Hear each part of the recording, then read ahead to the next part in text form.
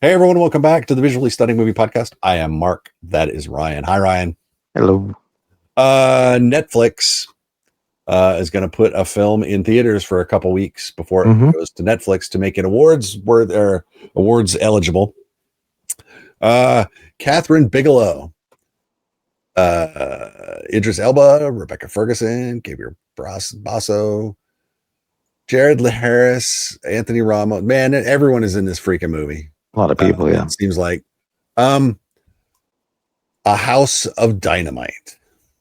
And I'll give you the synopsis right now. When a single unattributed missile is launched at the United States, a race begins to determine who is responsible and how to respond. The events of this movie are about 18 minutes, but we get it three or four times. Because as you can expect, there are a lot of different parties in this film, and they're not all together. So we have to see what's going on in each time. Now, that being said, some of our fellow critics didn't like that. They didn't like watching the same events over and over and over again, even though they're not necessarily the same events. Different POVs, different background noise, if you will, for each segment. So I found myself, generally speaking, thinking that I'm in the minority in having enjoyed this as much as one can enjoy a possible nuclear strike. Where I didn't know what this was about. I knew that synopsis barely. Yeah, that's about all I knew. Going in, and it was Kathryn Bigelow, and it's like, oh, it's Kathryn Bigelow. Yeah, I'll give that a shot. What were you hoping for on this, and what do you feel you got out of it? I think I wanted something that was kind of a thriller. The synopsis I think is a little misleading in that there's not a lot in this film about who did it. I mean, they ask the question a lot, but there's not a lot of it's speculation. So I think that part of the synopsis is a little inaccurate. A lot of this is we don't know, but we've got a missile coming to us. Correct. And so I'm a little mixed on the film, to be honest with you. The three sections, while they do add information to each other, they don't really. It's not like one section is longer than the other in the sense of the 18 minutes. They all end at pretty much the same place, which obviously was, a choice. I felt it was a little anticlimactic as far as if you're looking for an action thriller. There were people who saw it differently, but I felt like the first section had all the suspense, and then the next two weren't not nearly as suspenseful because we didn't get anything more than what we already had. We just got a different angle, I guess. It's not that there's not information in those additional two times we go through the story. There is, and I suppose in a way that was interesting, but I do think my expectations were a little off for this. And that happens sometimes. I don't think the movie I was expecting was the one that they set out to make and the one that they made. So I think, I know that you had an interesting take on this, and so I'll let you talk about it. And I think maybe your take on it makes the film better than, your expectations are more in line with what the film is rather than what my expectations were. Yeah. So when we came out of this, there's a lot of, I hate the term policy wonkism, but it's an actual phenomenon. It's digging into policies and processes. And I love a process, right? Yeah. I was in the military for 20 years. I've worked for the government ever since. Currently not, but yes, at the time of this recording, Mark is on furlough. But so processes are important when you're dealing with two things, diplomacy and military. And this situation deals with both. So the importance of they don't know who launched the missile because they don't know where it launched from, because somehow the missile was not detected until it was in the air. And that becomes problematic when you are determining who to talk to, diplomacy, and how to respond, military. Because you cannot assume that nation XYZ launched the missile because they have deniability, because you don't know. You can't assume it's a terrorist organization, and no one is coming forward. So for me, the idea of watching, you watch this starts at Fort Greely in Alaska, where they detect the missile, and then, NORAD and everyone else goes, oh, there's a missile in the air, and they launch interceptor missiles. So you're right. That's where all the thrilling information, it's track it, get ready to launch, we're launching, and here it goes, boom, boom, boom, boom, boom, and it misses, and now we have to go from there. Spoiler alert. So that's where all the thriller stuff is. Then because until then, it's a fairly rote process. It's something they exercise. Yeah. They practice that. It's like, hey, we're exercising. There's a missile coming in on this track. What's the process for launching the missile? The interceptors. Boom. They do that all the time. Once that fails, there's no practicing how to talk to anyone about something you don't know, or responding to something that has no target. I was reminded briefly of 9/11 when I was still active duty and I was working nights, so I was asleep in the morning. And my mother called from Texas, and I was like, what? And she said, turn on the news. And I turned on the news, and I saw the first tower had been hit. And she says, are you deploying? And I said, where and against whom? Because, the instinct is to react, but reaction without target is pointless, So I think in the end, when I boiled it down, what I was trying to explain to the rep and everyone else is that it's my understanding that this isn't a film with a beginning, a middle, and end. This is Kathryn Bigelow having a topic she wanted to address. And that topic is, yes, as Idris Elba so eloquently describes, I listened to this podcast, and the guy says, it's like we're all living in houses built out of dynamite, and we know it's dangerous, and we just keep building them, and we live there anyway. Because if we launched on Russia and it's not Russia, Russia's going to blow us up. If we launch on China, China's going to Russia. You know what I mean?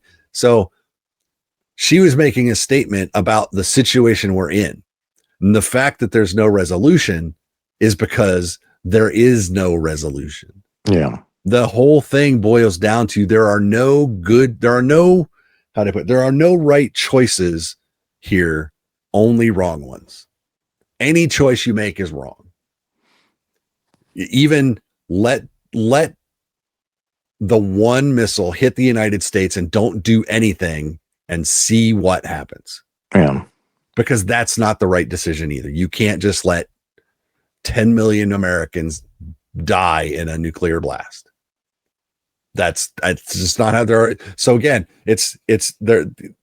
Everyone's trying to make decisions, and whether they acknowledge it or not, they all understand that every decision is wrong.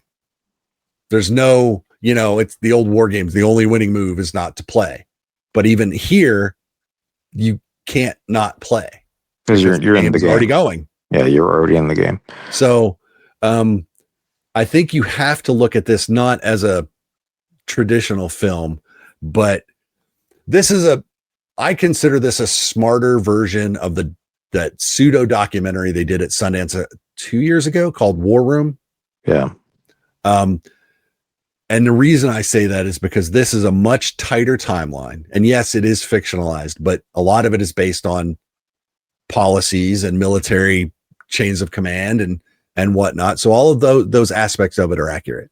What I didn't like about War Game, I thought their situation was interesting, but I thought they limited themselves because they had an arbitrary end time. This will last 6 hours. And at the end of 6 hours, we're going to do an autopsy and determine how we did and what we screwed up instead of just letting the players play to a resolution. Well, in that film, the event isn't actually happening. No, it's an exercise. So that's I think that's the major difference. But I think like in War Room, if you end that theoretical exercise before you reach a conclusion, none of your data is relevant because you don't have an endpoint to tie it to. Yeah. So and that was my I mean, I loved the premise of War Room. Don't get me wrong. I thought that was brilliant. And I just thought that their one mistake was going, and it's over. It's like, no, it's not. You have to play it out. You have to play it out to the end so that all of the data you've collected means something. You know, it's like a drug trial. Yeah. You know, if you just give people drugs for 3 months and then stop and then not look at what it did, if it was effective or not, it's pointless then. Whereas this, we know what happens at the end. We just don't know what the president's actual response was. We don't see what happens at the end. But the important thing is we're not told what the decision is because, again, it doesn't matter. I mean, it matters, but in terms of, I think what she's trying to do is it doesn't matter because it's going to be bad. There's no good here. So that's why I enjoyed it. I enjoyed watching the processes in the room, whether it was the National Security Council room with all the screens with Rebecca Ferguson, whether it was the Presidential Emergency Ops Center under the White House, where all of these secondary people had to go to be safe, the continuity of government pullouts, the president getting yanked out of a WNBA children's event. And all of that I really enjoyed. I mean, if there's one procedural thing I have issues with, it's the fact that Rebecca Ferguson did not kick the IT guy out as soon as things started getting heavy. Yeah, it's like I am fairly certain that guy does not have that kind of clearance. Yeah. But then you see, but this film's, it's not all just rote procedures. You see a lot of humanity. You see it in the Secretary of Defense. Yeah. You see it in people calling out to other people, get the phone, make this call, do this. Even that's not supposed to happen, but human nature is protect the ones you love. Yeah. So you do see the humanity of these characters as well. They're not just these weird political or military robots. So I looked at it that way, and I enjoyed the film, I think, a lot more than a lot of you guys did. Yeah, and I think it's just the expectation thing. I think it's a good film. I don't know. Again, is it great? I'm not sure, but I think it is it's well acted, well directed. I would have liked to see if they could have somehow edited it into a more traditional story, and that's kind of weird for me to say because usually I like non-traditional. I know. No, give me something different. This really felt like 3 episodes, and I think it's because it is a Netflix film that influenced the feeling that this could just be 3 episodes with a coda at the end. Yeah. Which is the coda itself a little weird to have. Because it takes place outside of the 18-minute window. Yeah. I think it's an intriguing film and worth seeing. A little terrifying. Yeah. But that's the reality of the situation is it's a no-win situation regardless of what you do. The question is how much damage you're going to do by losing. Exactly. It's an interesting film. Yep. On October 10th, it will hit theaters in limited release for a couple of weeks. If it's not near you, don't worry. That will then show up on Netflix where you can check it out. Good stuff. Good performances. Kathryn Bigelow does a great job. I enjoyed the hell out of it. Again, as much as one can enjoy an impending nuclear attack. So, there you go. That is A House of Dynamite, Netflix, October 10th, and then a couple weeks after that. So it'll be on Netflix. Don't forget to like us, follow us on social media. Go to the website, vsmoviepodcast.com. You get links to all the written reviews, the other sites. If you're watching this on YouTube and you want to subscribe, that would be great. If you're listening to this and you don't know we're on YouTube, just go over to YouTube and look for Visually Stunning Movie Podcast. Wherever you listen to your podcasts, you can subscribe to us there. iTunes, Amazon, iHeart, doesn't matter. We're there. Check it out. Till we talk to you again, be good, stay safe, go see a good movie in theaters. I'm Mark. That's Ryan. Bye, Ryan. See you, friends. And we will talk to you all later. Bye-bye.